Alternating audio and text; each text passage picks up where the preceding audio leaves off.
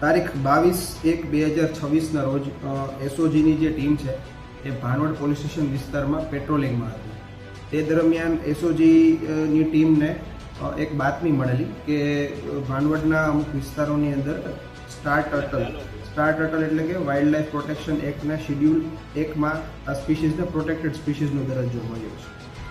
તેનું ગેરકાયદેસર રીતે ત્યાં આગળ કોઈ પાસ પરમિટ વગર રાખતા હોય અને તેનું વેચાણ કરતા હોય આવી એસઓજીની ટીમને બાતમી મળેલી.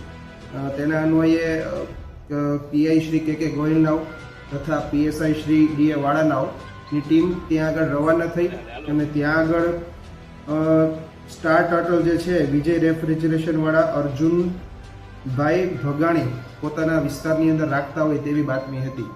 ત્યાં આગળ એસઓજીની ટીમ દ્વારા ઝડપી તપાસ કરવામાં આવી તો તેમની જે વિસ્તાર છે તેની બાજુમાંથી એક વાડામાંથી 12 જેટલા સ્ટાર ટર્ટલ છે તે મળી આવે છે.